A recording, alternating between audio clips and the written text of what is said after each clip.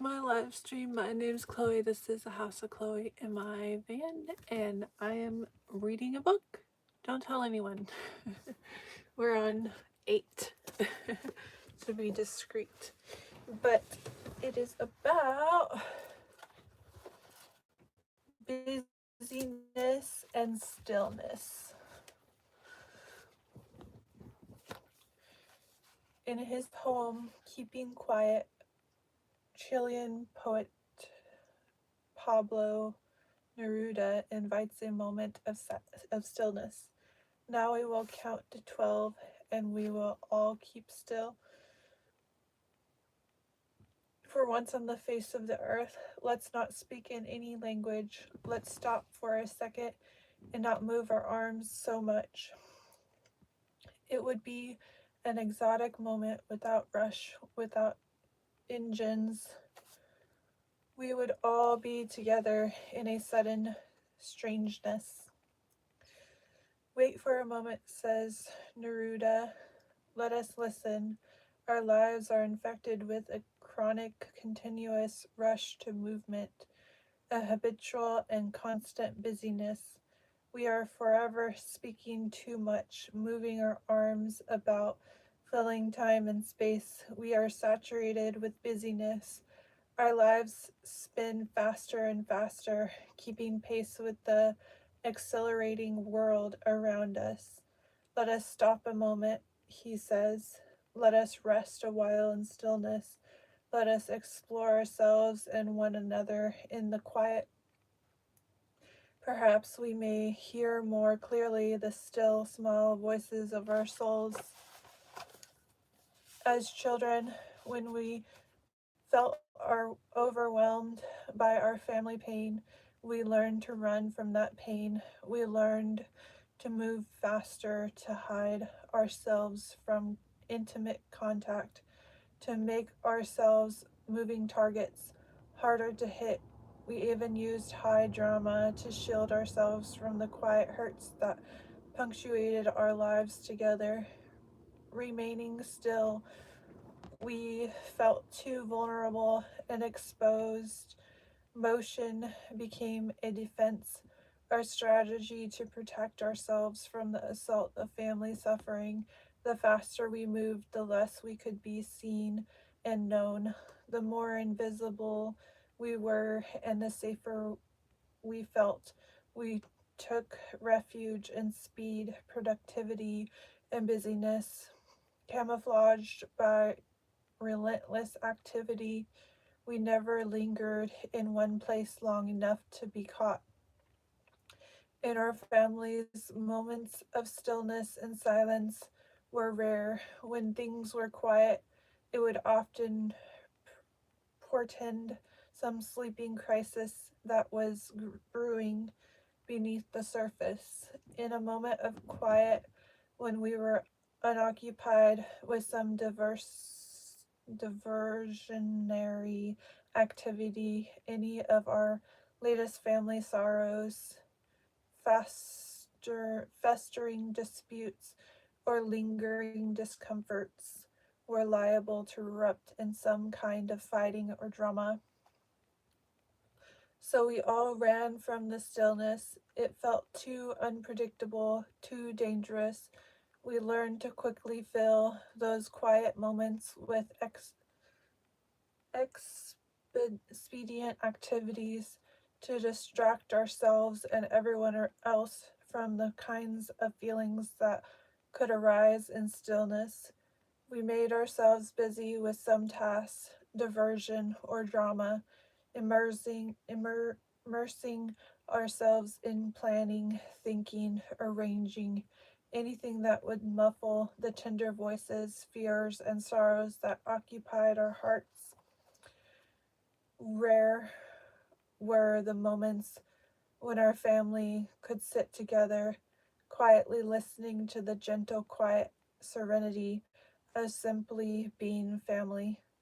More likely, we would find ourselves in the middle of some potential catastrophe that would send us all scurrying around in frenzied reaction.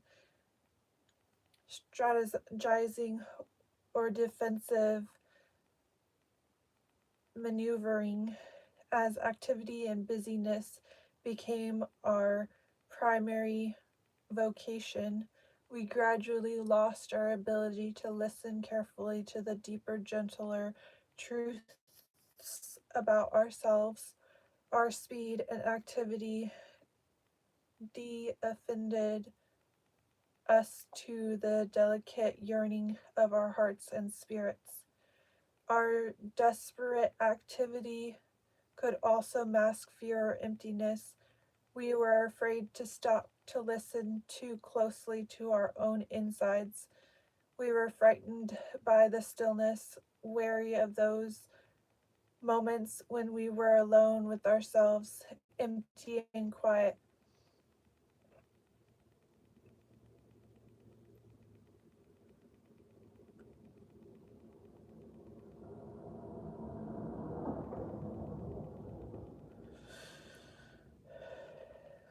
Maybe we were afraid we would be confronted by something dark and terrible within ourselves, or even worse, perhaps we would discover what was missing, some dark hole, some ache deep inside that could not be filled.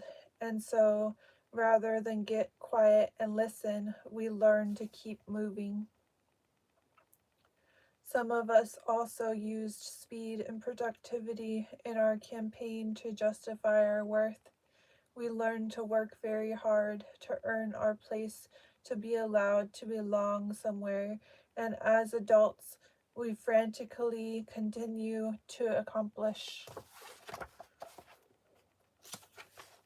more and more, seeking elusive approval from all the surrogate parents and siblings that populate our busy lives. We fear we have not yet accomplished enough to deserve our place, so we push ourselves harder and faster, taking on additional projects and responsibilities in a desperate dive toward acceptability. And so we find it hard to settle into quiet. When we approach a moment of stillness, our first impulse is to run, to generate activities, to explain ourselves, to point to some accomplishment, to distract ourselves at any cost. As we explore the practice of stillness, we inevitably encounter two distinct forms of restlessness. The first is a restlessness of the body, and the second is a restlessness of the speech. Restlessness of the body. We lead very busy lives, whether we are doctors, laborers, artists, teachers, waitresses, priests, cooks, or counselors. We all like to feel that what we do is valuable and good enough and good. Each of us does our best to be reliable, productive, and helpful to our families, friends, and neighbors. But in our desperate rush to be productive, we may take on more and more until our work becomes overwhelming and our enthusiasm and vitality become stifled by our frantic busyness that threatens to choke our spirit. There is more to life, said Gandhi, than increasing its speed. Many of us believe that speed will actually set us free. The more we can impress and satisfy others, the more we get done, the better we will feel.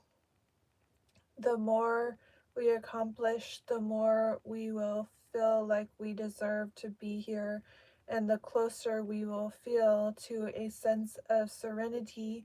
But of course, we are never quite done. We refuse to rest, claiming there is too much to do, too many people to see.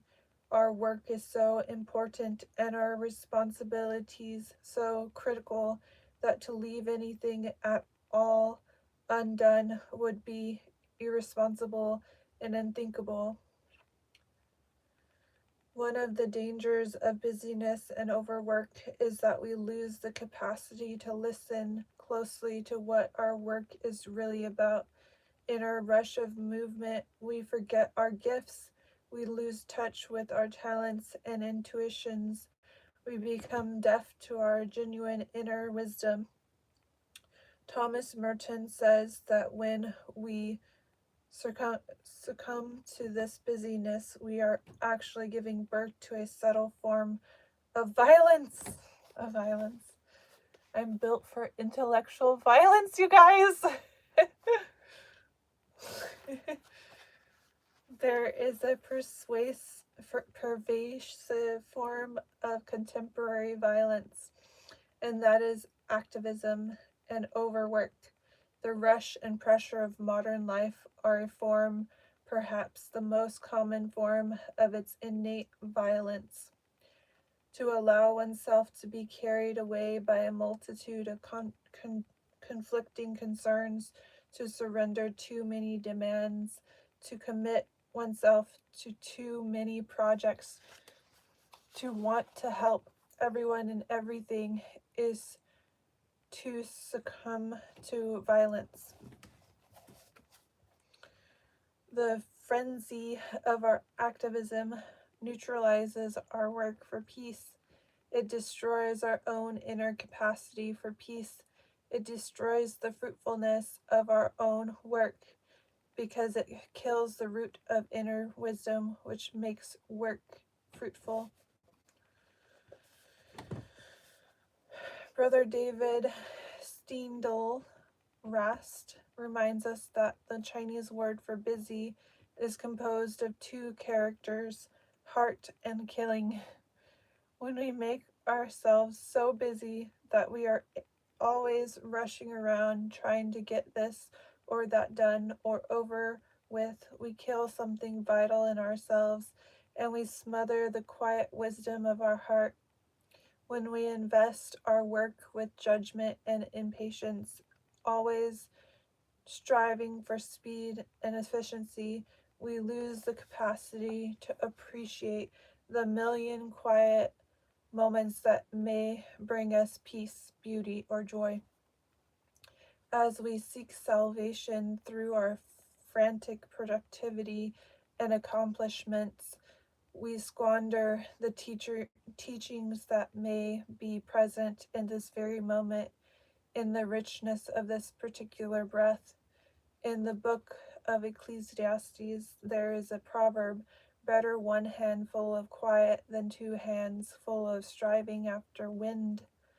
Unpracticed in the art of quiet, we hope to find our safety, our belonging, and our healing by increasing our levels of accomplishment. But our frantic busyness actually makes us deaf to what is healing and sacred, both in ourselves and in one another. Restlessness of speech. Just as a speed can muffle the voices of the spirit, so can excess speech distract us from our inner wisdom. As children, we learn to use language as a weapon of our defense.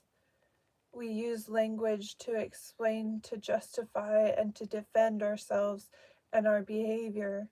We used words to soothe and cajole, to manipulate and impress. We learned to listen for what our parents wanted to hear and quickly manufacture whatever words or phrases would satisfy them. We use language as a vehicle for convincing the world of our importance, our talents, and our worth.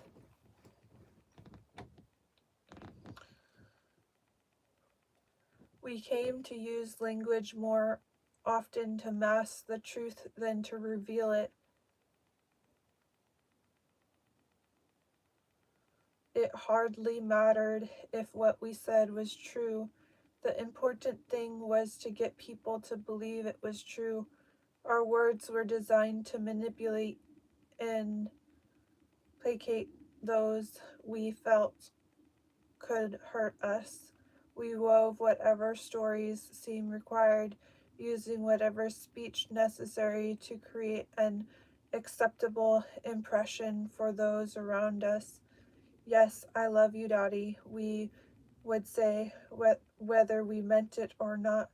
If asked, we would fearfully insist, no, I'm not. Scared out of our pain, we would courageously reply, that's okay, it doesn't hurt. Language became our first line of defense against pain. Only infrequently would we use it to reveal the truth. When we habitually employ language to tailor the appearance of reality, altering and fabricating our words to satisfy everyone's changing demands, we gradually lose our capacity to hear our own truth.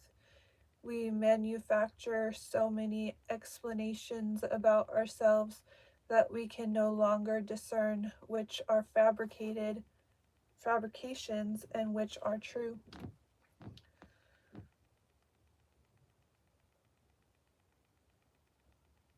We also use speech to keep us from feeling alone. When we speak, we are always engaged, enmeshed in the thoughts and feelings of others. As children, we learned to use speech as a vehicle to engage our parents, hoping to disarm them with our reason, our arguments, and our cleverness and wit. If we could keep them talking, we might be able to postpone any significant danger. Consequently, we usually feel more safe when we have the verbal cooperation of those around us. In silence, we feel more alone. Keeping silent, we cannot count on the approval of others, since we are never sure what they are thinking about us.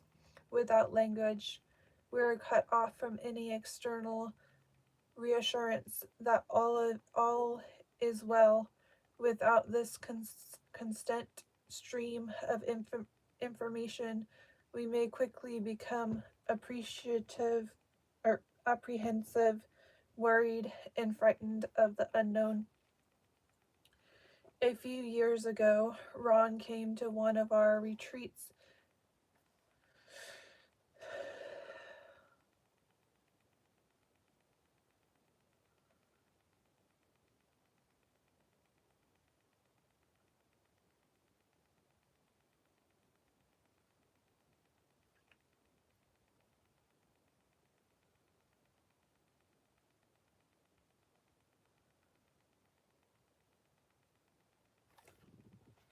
As always, we asked people to spend the first morning in silence.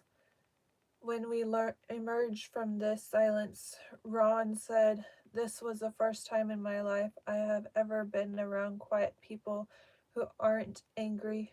In my family, when everyone was quiet, it meant someone was furious or somebody was going to get hit. I couldn't believe how it felt this morning to be sitting next to everyone eating breakfast with nobody saying anything, and nobody was angry at me. At first, I was terrified. Then, when I realized I was safe, it felt great. It was incredible. Excess speech can serve to perpetuate our restlessness. Psychiatric researcher Dr. James Lynch discovered that the mere act of speaking actually elevates our blood pressure from a 10 to 50 point increase. After less than 30 seconds of everyday non-angry conversational speech, the simple act of speaking actually brings about a certain level of tension in our bodies, which is then reflected in elevated blood pressure. He says it appears to be a normal reflex. Brevity and simplicity of language can help us cultivate a place of inner stillness, yet increasingly we find ourselves manufacturing more and more words to compensate for the stillness we feel we have lost. Someone once noted that the Lord's Prayer contained 56 words, the 23rd Psalm 118 words, and the entire Gettysburg Address only 226 words, while the U.S. Department of Agriculture directive on pricing cabbage contained 15,629 words. One could easily conclude that we place a higher value on pricing cabbage than on liberty, prayer, or serenity. Nevertheless, we have certainly become drenched in a sea of words that have lost their meaning. Stillness and healing. As children, we use speed and activity to bring safety and relief. If we believe that healing will come through our own effort and activity, we will be suspicious of any healing that arises out of stillness. Yet many cultures and healing systems honor the power of rest, meditation, stillness, and silence to cultivate the healing process. How can we expect healing to occur if we refuse to allow for a rhythm between activity and stillness in our lives? As busy people, our natural inclination when seeking a path of healing is to choose a method that involves a great deal of analysis and effort. We tend to gravitate toward healing practices that diagnose something dark and broken within us, something that may be exorcised only through a tremendous amount of work on our part.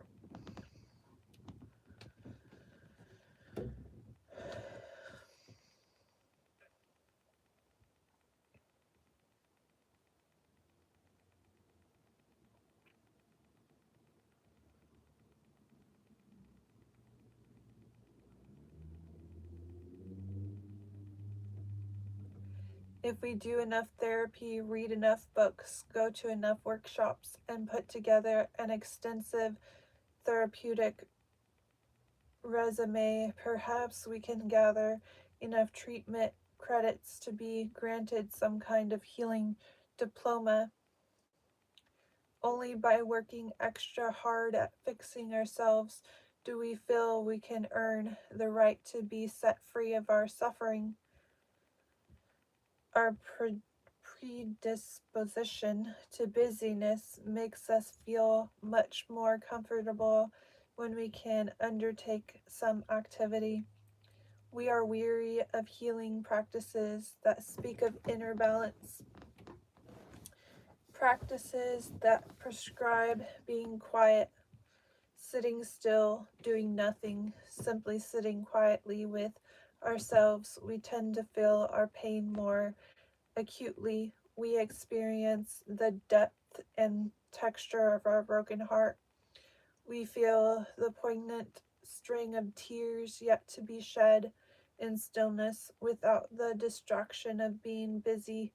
We touch our inner landscape with excruciating intimacy, and we may feel for the first time the extent to which our tender feelings have been bruised. So we are reluctant to be still, but at the same time, if we will allow our hearts and minds to surrender into a quiet stillness, we may discover that all we have been seeking is already here within ourselves, within our spirit.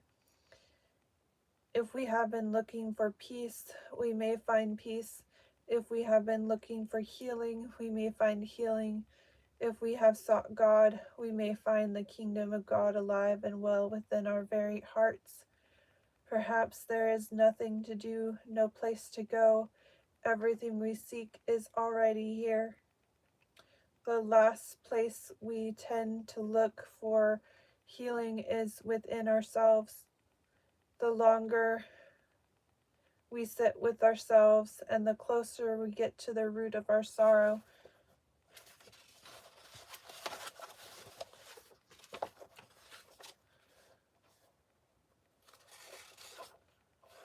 the more dangerous it feels.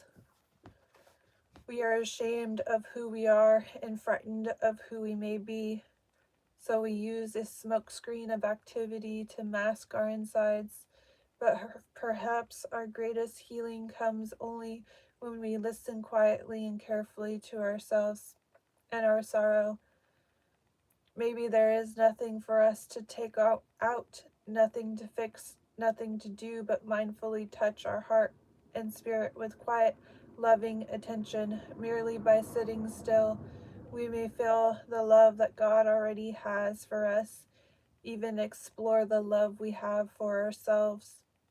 Here we may taste of the grace that already fills our being and drink from the strength that already exists in the tenderest places of our heart. Thomas Merton writes, "Be still, listen to the stones of the wall. Be silent, they try to speak your name. Listen to the living walls. Who are you? Who are you?"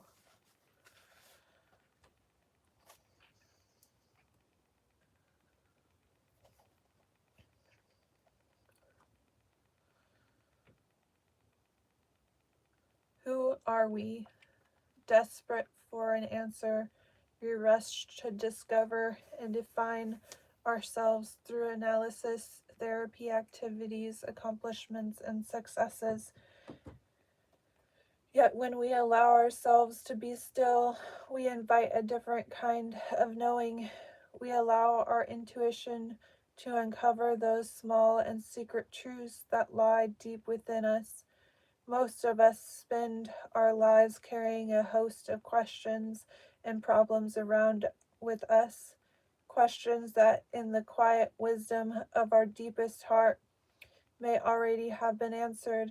In stillness, we can hear the accuracy of our intuition. In silence, we can hear the still, small voice of our spirit, teaching us what is true, reminding us of what is necessary, what is healing.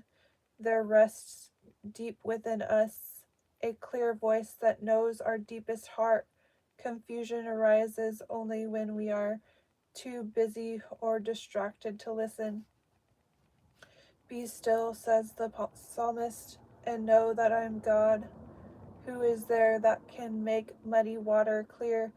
Asked the Tao Te Ching. But if allowed to remain still, it will gradually become clear of itself. Many spiritual traditions speak of a time in our healing when there is nothing left for us to do, nothing more we may accomplish with our own will or our own strategies.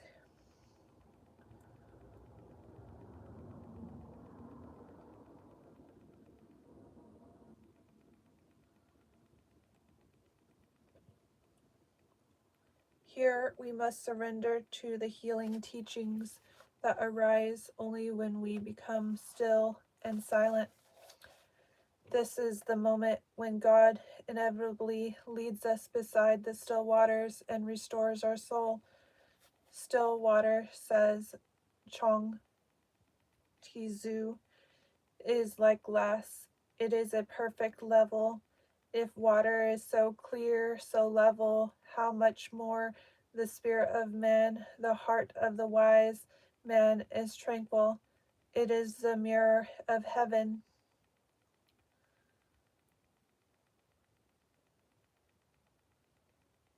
and earth. Emptiness, stillness, tranquility, silence, non-action. This is the perfect Tao. Wise men here find their resting place. In stillness, we may recover our strength and wisdom. In the quiet non action, we are led to what would give us spiritual nurture. Meister Eckhart, the 14th century Christian mystic, said that nothing in all creation is so like God as stillness. Sharing and silence. How do we overcome our fear of quiet, addicted to busyness and activity? We fear stillness and silence the way we fear death. We fear terrified of letting go, surrendering into unknown emptiness and sorrow, afraid of what will arise out of the quiet formlessness. First of all, we need not choose between activity or stillness. It is not one or the other, not a decision to have a life of speech or a life of silence. Rather, our task is to attend to the rhythm between the two. There is a balance in our lives between action and stillness, between speaking and keeping quiet. When we are sensitive to that rhythm, allowing it to guide us, we are able to gain tremendous healing from sharing the contents of our heart.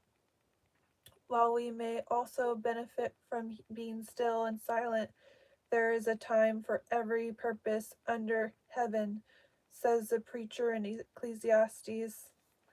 A time to be born and a time to die, a time to keep silent and a time to speak. The desert fathers and mothers, fleeing the orthodoxy of the larger church, adopted simple styles of living, and their spiritual practices consisted of prayer, service, and quiet contemplation. They believed that the soul was kindled with heat from deep within us, and so one should try not to dilute the inner fire with excess speech.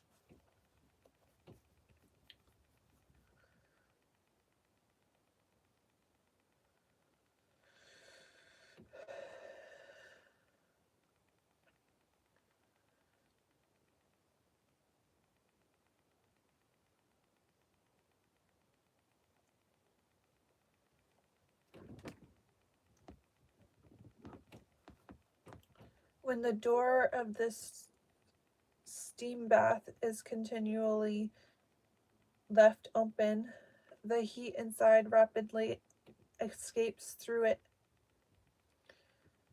Likewise, the soul, in its desire to say many things, deciphers its remembrance of God through the door of speech, even though everything it says may be good. Thereafter, the intellect, thou lacking appropriate ideas, pours out a welter of confused thoughts to anyone it meets.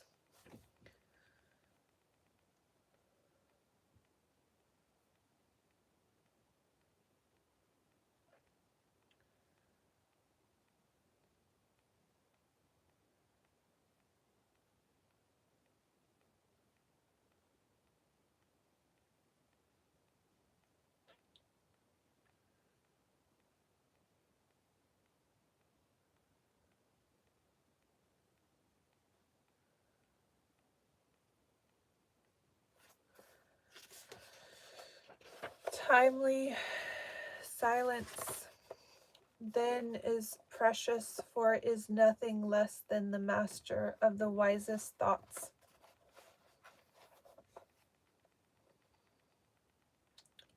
Interestingly, many contemporary treatment communities have come to associate healing not with silence but with speech.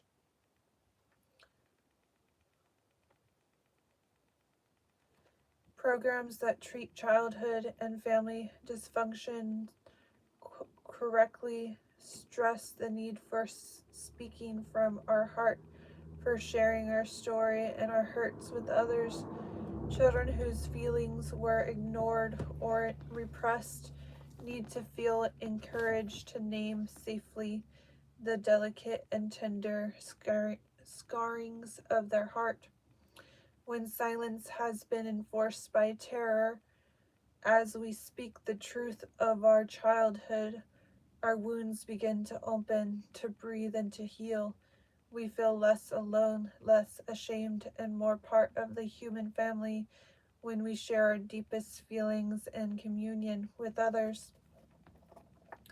But at the same time, as we rush to rectify the silences of the past, emphasizing the healing properties of sharing, we sometimes relinquish the power of stillness and quiet as a vital part of healing. In our contemporary culture, sharing is prescribed as a cure for all ills. We are taught that all our feelings, emotions, and quiet stirrings of the soul are only valuable when they are shared with others. Expressions such as "thanks for sharing," "this is with me," or "this thanks for sharing this with me," or "it was good to share that with you," show that the door is our steam bath. The door to our steam bath is expected to be open most of the time. Thus, our current model of enforced sharing may prove as hurtful and tyrannical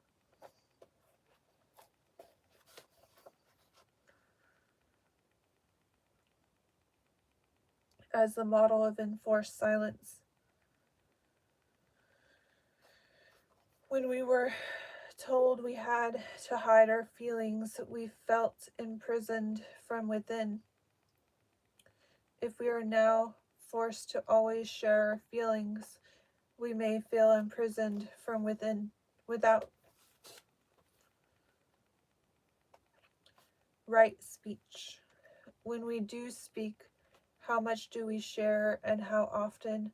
Must we be speaking all the time, and must we tell everything we know? How may we speak what is deep and true with others, yet not be overcome with a busyness of speech that distracts us from our deeper, quieter wisdom? The link of Vedara Sutra, an ancient Buddhist text, says that if we are not careful, we may find ourselves stuck in words like an elephant in the mud. The Buddha taught that when we do speak, we should choose our words carefully, speaking only what is most loving and true. He instructed his disciples to practice right speech, that is, to refrain from using language to tell lies, to harm another, to create disharmony, or to engage in useless babble. Right speech is benevolent and gentle, meaningful and useful. One should not speak carefully, or one should not speak carefully, said the Buddha. Meaningful, useful. One should not speak carelessly. Sorry. One should not speak carelessly, said the Buddha. We should speak only at the right time and place. And if what we have to say is not useful, we may speak or we may keep noble silence. Once there was a man who was very sick, and his friends and family were gathered around him. They had been attending to him for a long time, taking him to see all manner of physicians.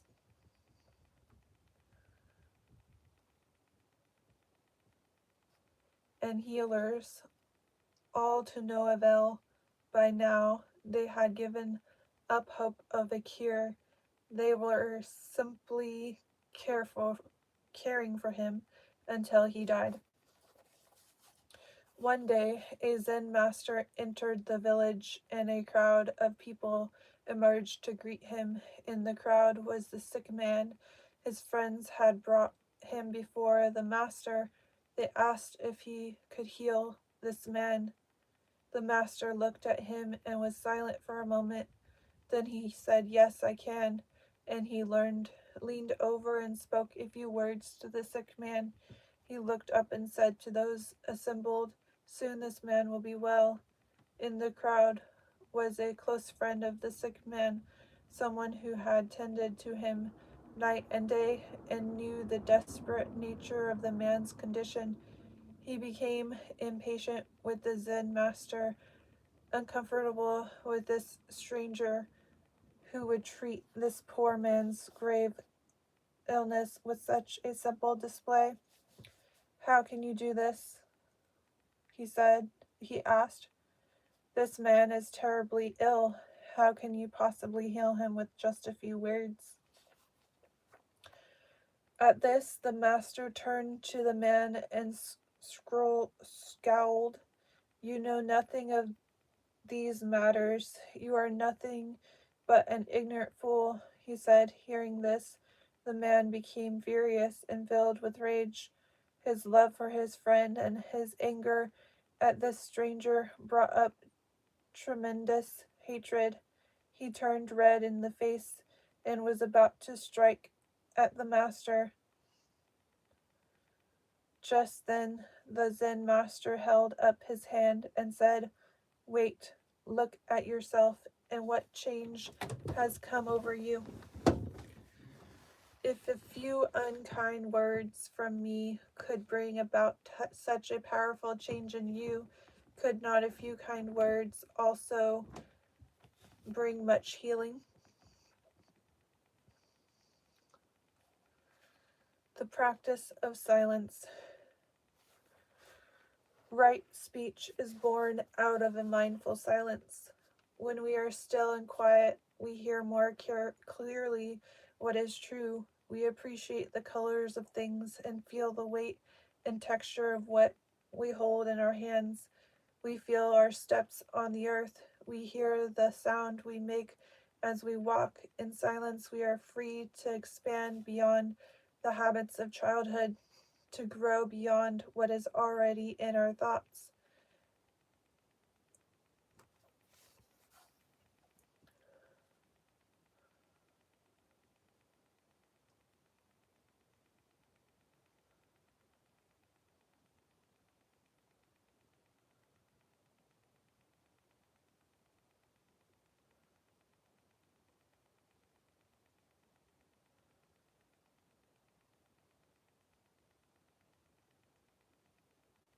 And to speak more than what is already in our mouths.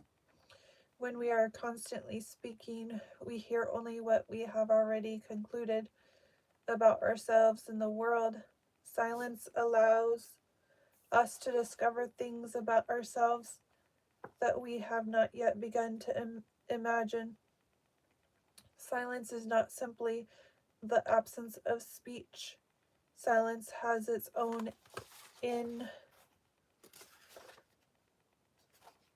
into integrity, a tangible fertility in which new thoughts and images may arise within us. Our inclination, when presented with a problem, is to do something about it, to figure it out, to analyze it, to take it apart and work with it. But as you have undoubtedly begun to discover in your quiet meditations, the practice of silence may allow the problem itself to shift, to evolve, to slowly take shape in a new way, allowing a resolution to emerge out of the stillness itself. How many of us have wrestled endlessly with a particular problem, only to have the solution pop into our mind and unannounced when we weren't thinking about it at all. Our challenge is to trust in the wisdom within ourselves, to feel there is a trustworthy ally in the deep stillness of our soul. As Sen, the third Zen patriarch, explains, the more you talk about it, the more you think about it, the further from it you go. Stop talking, stop thinking, and there's nothing you will not understand. In silence, the Buddha became enlightened. Siddhartha listened. He was not listening to intently, completely absorbed, quiet, quite empty, taking in everything. He felt that he had now completely learned the art of listening. He had often heard all this before, all these numerous voices in the river, but today they sounded different. In silence, we hear the numerous voices in the river. As we learn to listen, we are able to hear more voices, more possibilities, more frequencies. Our ear can receive new sounds, sounds beyond those we grew accustomed to in childhood. When we are quiet, we begin to hear that we are more than just a wounded child, not just wife or husband, son or daughter. We are a crystal with many facets, and in silence, we may begin to notice each one more clearly. Only as we allow ourselves to listen quietly can we appreciate the rich abundance of all we are. As we learn to keep silent, we begin to feel our kinship with the divine spirit within us and to hear the voices of God as they teach us of strength and healing, compassion, peace, and love. Mother Teresa explains.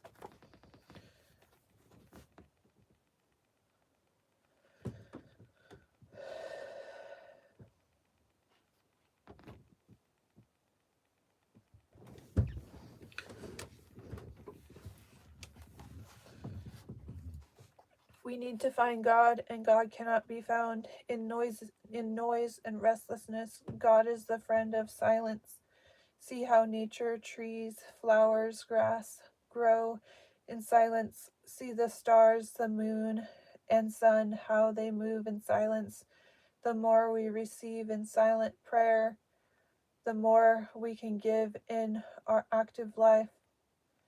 We need silence to be able to touch souls. It is difficult for us to refrain from speech. We use our words so habitually that they are often out of our mouths even before we have thought of speaking.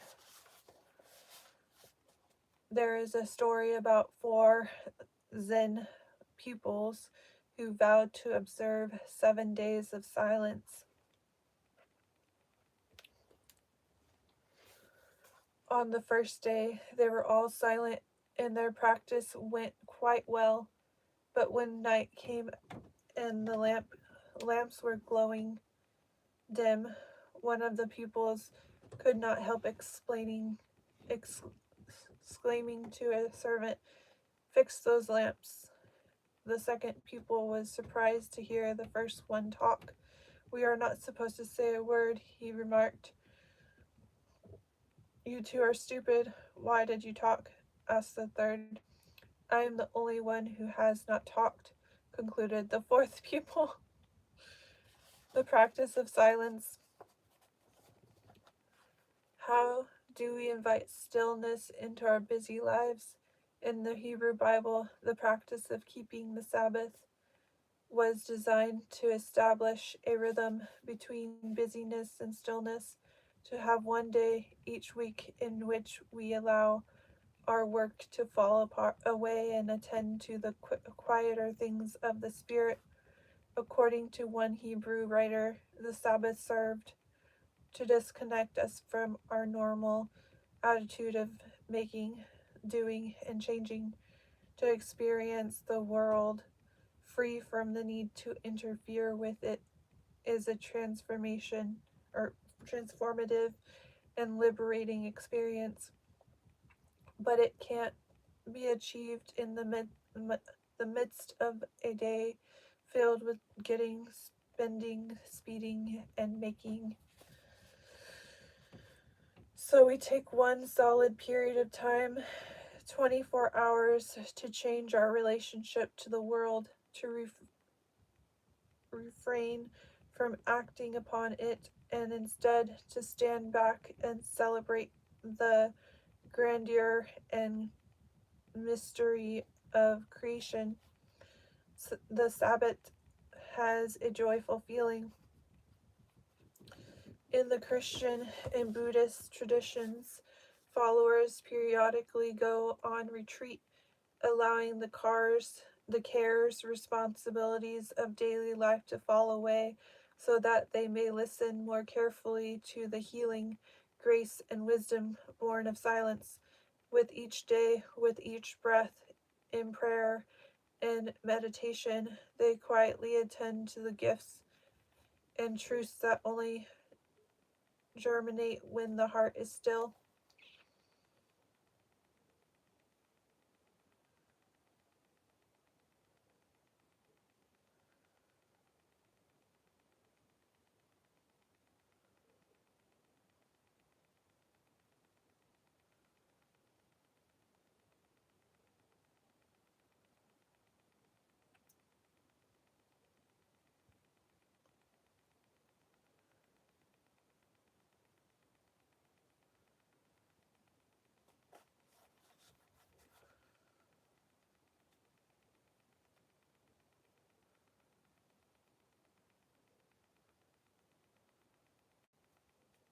Others, including many Hindus and Muslims, go on pilgrimage, undertaking a journey to a shrine or holy place. Their journey itself becomes a meditation, a time for quiet reflection. With each step, the distractions of daily busyness fall away as they walk a path that takes them ever closer to the beloved. We need not wait until we have time for a lengthy retreat or a great pilgrimage. For many of us, a few moments of quiet each day may give birth to a new texture in our lives. As one of the desert uh,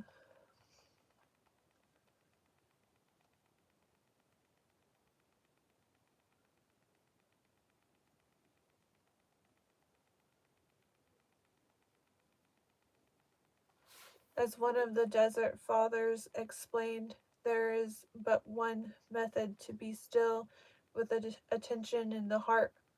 All other things are beside the point. How many quiet moments do we habitually fill with some activity or speech? We may begin to notice isolated moments that arise from time to time, moments in which there is absolutely nothing we need to do or say. We may be sitting on a bus or standing in line, or find a few unexpected minutes between appointments. Instead of rushing to pick up a magazine or start a conversation, can we simply allow the moment to become silent and still? Perhaps we may close our eyes or allow our gaze to rest easily on some point in front of us, then simply rest in the quiet, observing all the thoughts and sensations that arise. What do we notice? What are the images and feelings that arise? What deeper sensations or thoughts begin to appear after a few moments? Which questions or solutions present themselves after only a short period of quiet? Can we learn to allow the silence? Can we feel at ease doing nothing?